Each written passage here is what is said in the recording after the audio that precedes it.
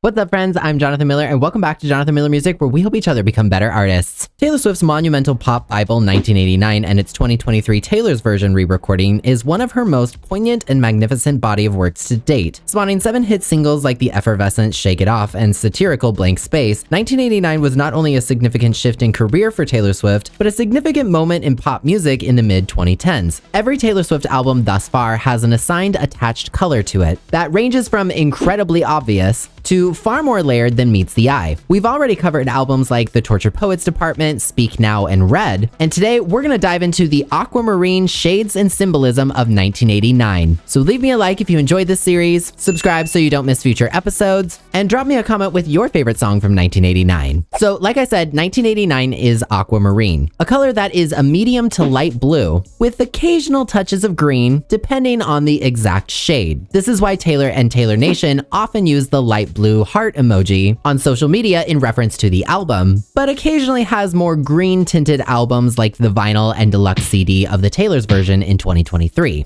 Aquamarine covers a whole spectrum by itself, and most often evokes images of the ocean. Aquamarine literally means sea water, and has been a precious gemstone throughout history. Ancient Egyptians would adorn mummies with aquamarine as a symbol of happiness for the dead. The Romans and Greeks attributed aquamarine to Neptune and Poseidon, saying the god of the sea literally made the gem out of seawater. In India, aquamarine is associated with the throat chakra energy point on the body. The throat chakra is all about connecting with one's higher voice, and the color aquamarine represents seeing emotional situations in our lives from different perspectives, reducing the fears around speaking the truth. President Roosevelt of the United States gave his wife Eleanor a 1,300 carat aquamarine gem in 1936 after visiting Brazil. Eleanor Roosevelt later donated that gem to the Roosevelt Library in 1947 to symbolize and remember the kindness and generosity of Brazil. For those of you who may not know, Brazil is one of the world's leading producers of the most expensive grade of aquamarine called Santa Maria. Nowadays, you might know aquamarine as simply the birthstone of March. Aquamarine as a color holds a wide variety of symbolism and deeper meanings beyond just being representative of water and the ocean. Tranquility, weightlessness, purity, trust, patience, happiness, and hope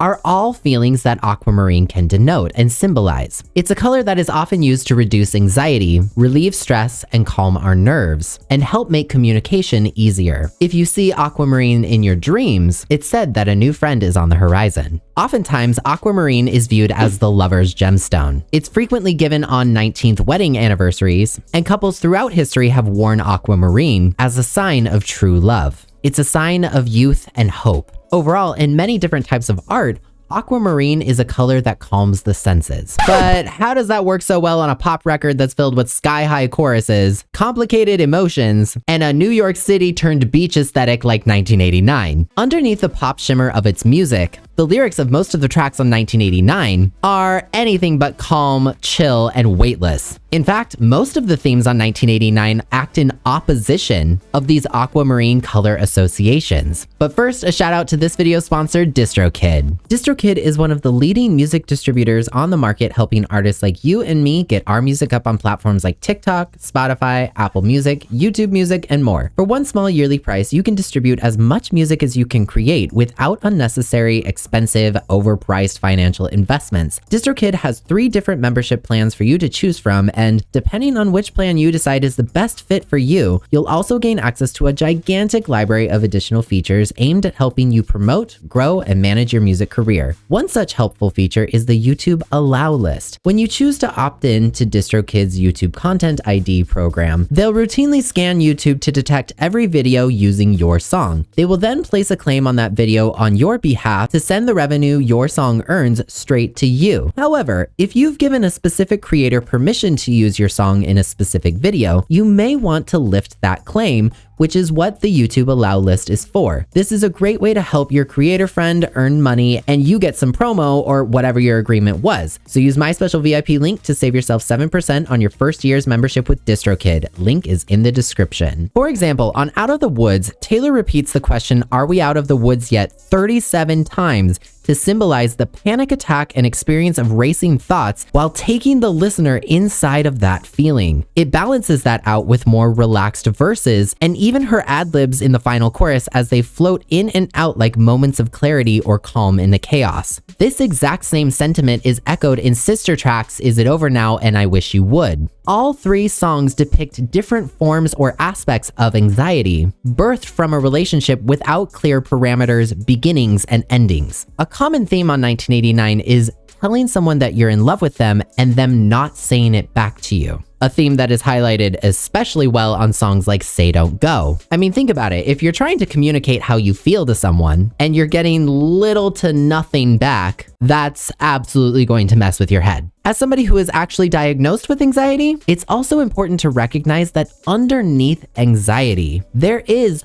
hope that this person will return your feelings. And hope by itself isn't inherently a bad thing. Neither is anxiety. Hope and anxiety oftentimes go hand in hand because you're hoping for a positive solution to the racing thoughts that are going on in your brain. Underneath all of the layers of extra voices that are clouding that hope, it's just really hard to hear it when communication is clogged. But 1989 isn't all anxiety either. There are many other themes found in the lyrics of the pop Bible. Processing people's perception of us in songs like Shake It Off and Blank Space, falling in love in a new type of relationship, whether that's with your friends group, your significant other, or simply the place that you live. The album takes place during Taylor's mid-20s, when you're figuring yourself out while simultaneously not knowing anything about anything, but trying to prove that you do. There is a youthfulness to the pop tracks that doesn't feel immature either. There's almost an IDGAF attitude about it that adds to the delicious pop confection. New Romantics, Now That We Don't Talk, and Style all share this common thread. New Romantics is a millennial anthem, relatable to anyone with a youthful, hopeful spirit. Now That We Don't Talk is kind of about finding some, albeit reluctantly, positives in the fallout from a person who ghosted you, making you feel like garbage. And Style is about a new flame and the excitement of a different type of relationship to the ones that you've perhaps known previously. It's I don't care, but also go with the flow, so to speak. Aquamarine symbolizes clarity and communication and calms anxiety, acting as a juxtaposition to the biggest themes on 1989, but also as a helpful tool to help facilitate and work through those themes as well. So if we take a look at the imagery of the record, we can figure out why 1989's designated color is very appropriately aquamarine. The artwork of 1989 and 1989 Taylor's versions differ in overarching style and aesthetic, but they're absolutely still connected. The original album artwork features a Polaroid vintage style aesthetic, placing more of an emphasis on New York City, the area Taylor moved to at that time. Taylor can be seen in city buildings, on boats on the river, in her bedroom relaxing, or just being silly. There's bricks and summer weather outfits, the most iconic imagery being the blue and white seagull t-shirt that she wears on the cover. There's an air of relaxed, in-the-moment mystery. Seagulls are obviously found near the ocean, and what does aquamarine symbolize? The ocean. Pair that to 2023's Taylor's version, and you'll see we're at an actual beach this time with barely any cityscape in sight. The light blue sky feels warm, tranquil. With Taylor's big smile and surrounding seagulls, New York City is one of the biggest cities in America, and it is known for being busy. But now on this beach, Taylor feels calm and happy. It's self-confident. Her body language is more open, unlike the 2014 version where she's closed off with her arms frequently folded or being curled up. The 1989 Aquamarine variant features Taylor just relaxing on a pier by the water in a similar style crewneck to 2014's. Her hair is in her natural curls, and overall the impression is much more relaxed. While 1989 TV certainly carries the blue-green vintage aesthetic of its original version, it much more accurately highlights the calming, youthful significance of its designated color. Unlike other Taylor Swift albums where the main color highlights the symbolism and themes found directly in its lyrics, 1989 using Aquamarine highlights both its symbolism and what it lacks. The story of 1989 is youthful, hopeful, and chaotic. It's about navigating your adulthood and mental health when so many changes are happening all at once. It's about seeking communication. So while Aquamarine's analogies and metaphors are present underneath layers on the album, Aquamarine is used as a tool for facilitating and trying to find that inner peace. And that's a major contributing factor why this aesthetic works so well. Even when Taylor directly references the color in one of the vault tracks, the song is still using the color as a moment of peace surrounding a what-if question. Aquamarine symbolizes ocean waters in a sea of uncertainty, and that's why it works so well on Taylor's pivotal moment in pop history to help define the era of 1989.